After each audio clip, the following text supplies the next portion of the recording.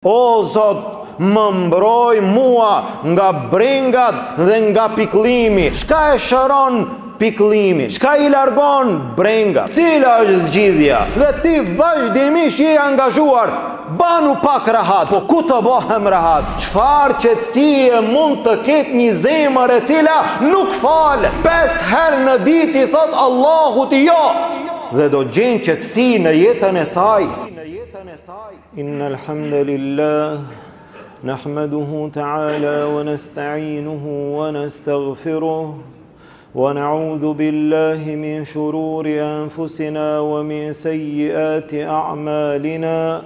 من يهده الله فهو المهتد ومن يضلل فلا هادي له وأشهد أن لا إله إلا الله وحده لا شريك له وأشهد أن محمدا عبده ورسوله اللهم صل على محمد وعلى آل محمد كما صليت على إبراهيم وعلى آل إبراهيم إنك حميد مجيد اللهم بارك على محمد وعلى آل محمد كما باركت على إبراهيم وعلى آل إبراهيم إنك حميد مجيد. Falënderimi takon Allahut subhanahu wa ta'ala, atë falenderojmë dhe vetëm prej tij ndihmë dhe falje kërkojmë. Salavatet dhe selamet tona ja dërgojmë dashurit ton Muhammedit sallallahu alaihi wasallam, familjes tij, shokëve të tij dhe gjithë atyre që pasojnë rrugën e tij deri në ditën e gjykimit. Vëllezër të nderuar, nuk ka dyshim se jeta e kësaj dunjaje është përplot me sprova, është me brenga, është me telashe, është me probleme të vazhdueshme. E shkaku i tyre se cili njeri në jetën e kësaj dunjaje her pas here do të mërzitet, her pas here do të piklohet, her pas here do t'i prishet lumturia, do t'i prishet disponimi, do t'i prishet harmonia.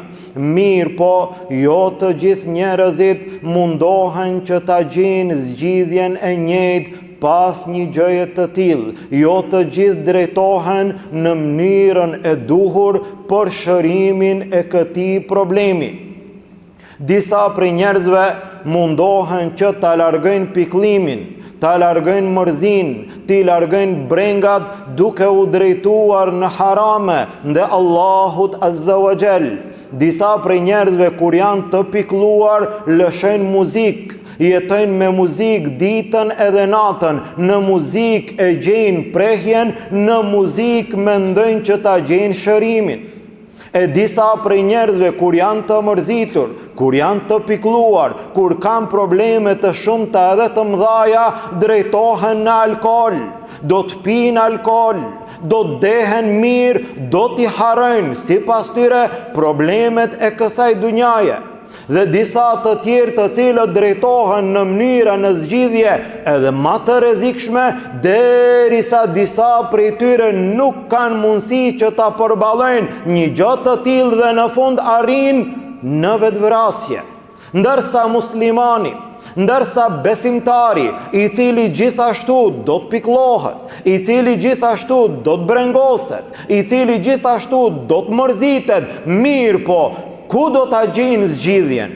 Ku do ta gjejnë ilaçin? Ku do ta gjejnë shërimin?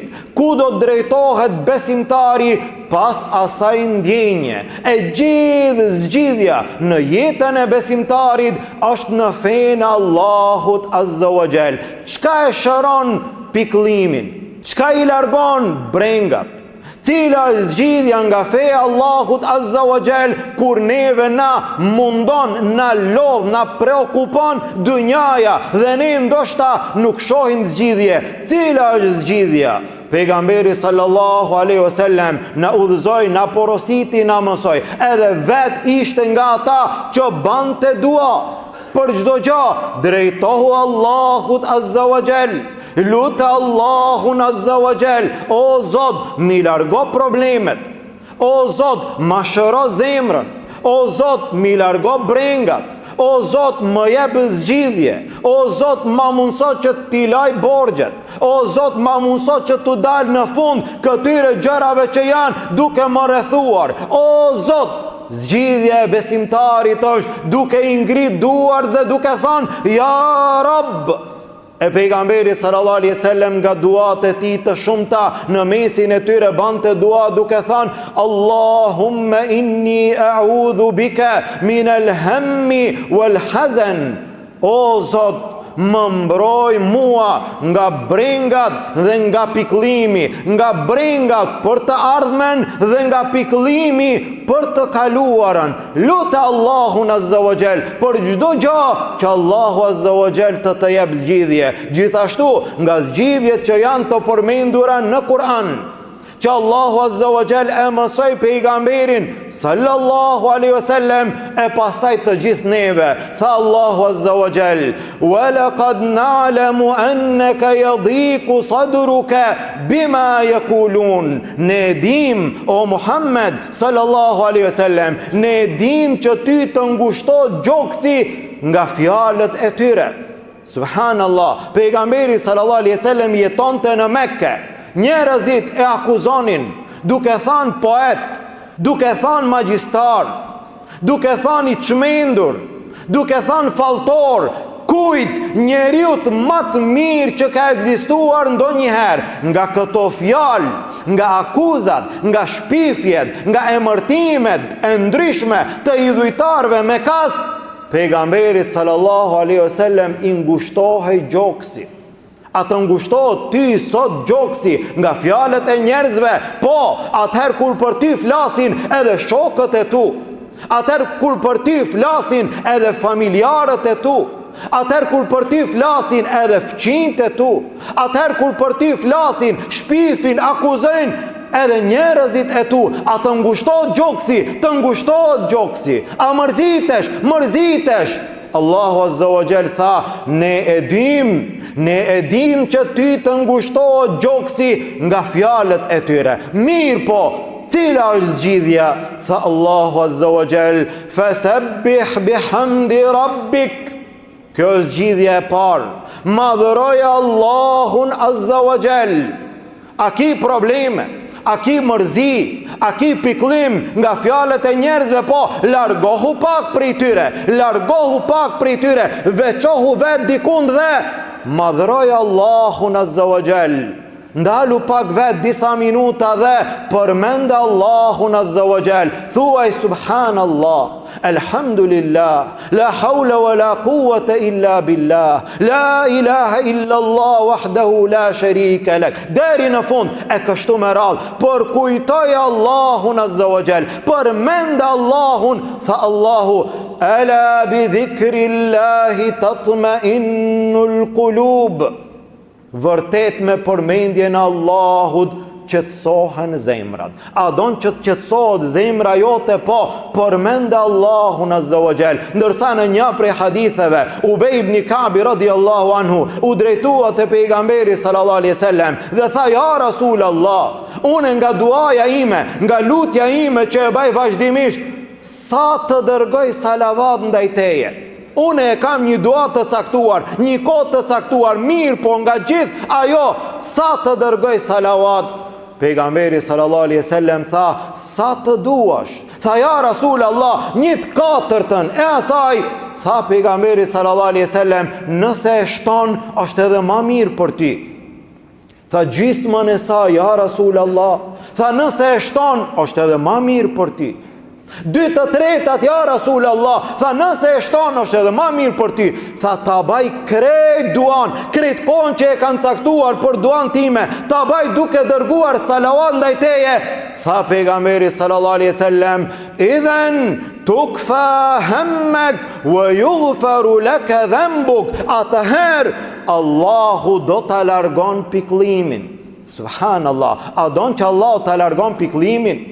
A don që Allah ta largon mërzin? A don që Allah ta qetëson zemrën? Po, veçohu pak, dhe thuaj Allahumma salli ala Muhammed wa ala ali Muhammed deri në fund disa herë, deri sa do të ndjesh qetësi në zemrën tënde. Wa yughfaru laka dhanbuk, dhe gjithashtu Allahu do t'i fal gjunahet. Pra përmendja e Allahut e qetëson zemrën. Ndërsa Allahu Azza wa Jall ju drejtua pejgamberit sallallahu alaihi wasallam pas përmendjes së Allahut, gjithashtu edhe një zgjidhje tjetër e madhe, e rëndësishme, nga e cila nuk guxon të ikë besimtari. Tha Allahu Azza wa Jall: "Fasabbih bihamdi rabbik wa kum mines sajidin", përmende Allahun Azza wa Jall dhe bahu prej atyre që binë në sejdë dhe fale namazin.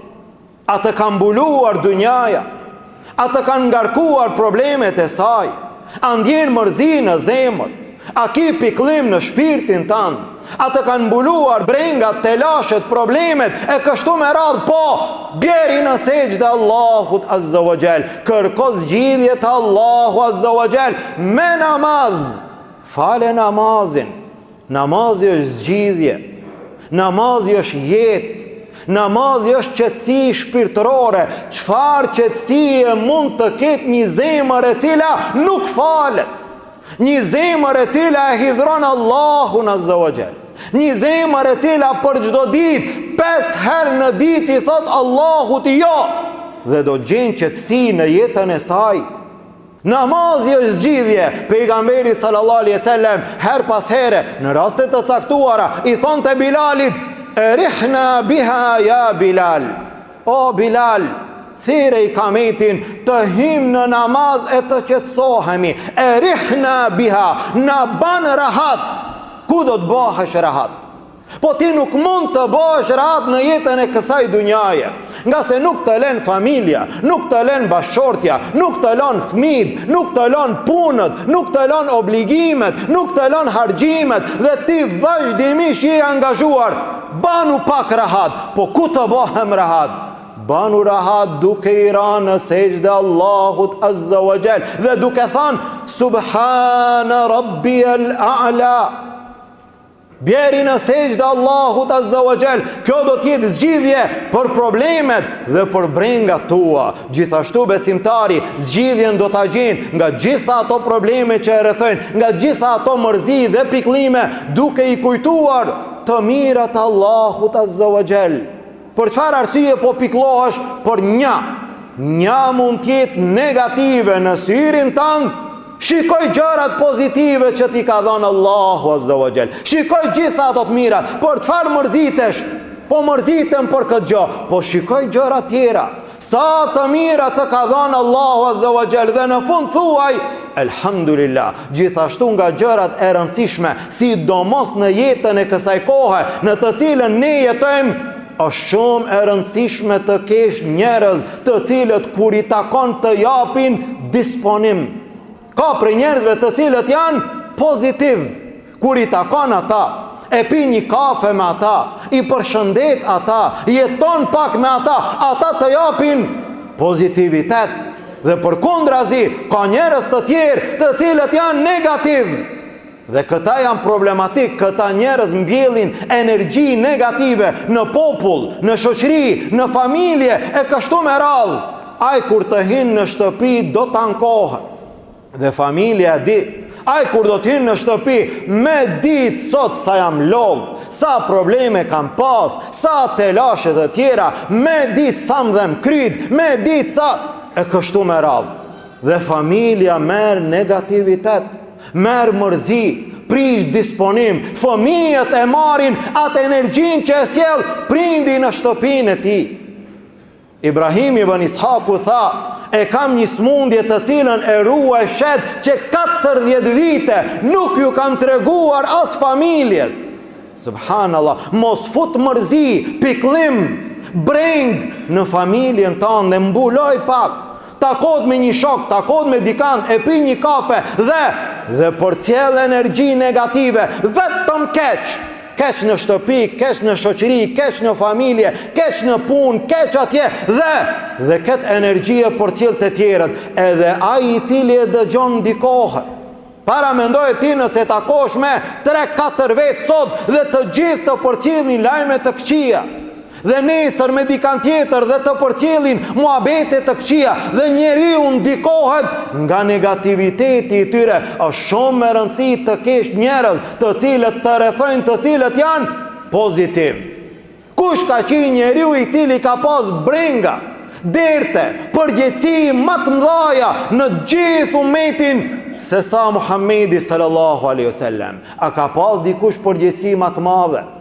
Njeriu i cili ka qenë përgjegjës për familjen e tij, për xhamin e tij, për thirrjen e tij, për luftrat e tij, për popullin e tij, për ummetin e tij, përgjegjës i gjithë ummetit.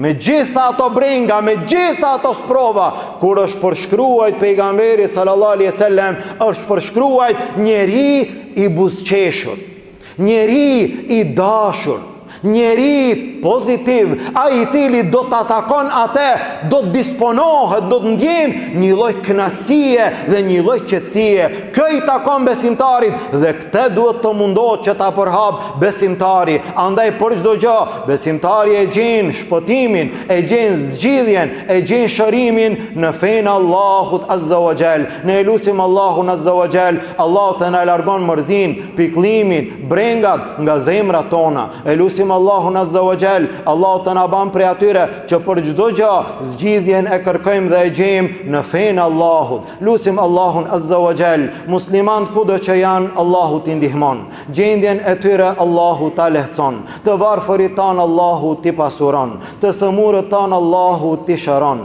Të vdekurit tanë Allahu t'i mëshiron. Lutim Allahun azza wa jall, nga dënimi i tij të na shpëton, në xhennetin Firdaus të na bashkon. Amin. Walhamdulillahi rabbil alamin. Wa subhanaka Allahumma bihamdik, ashhadu an la ilaha illa ant, astaghfiruka wa atubu ilayk.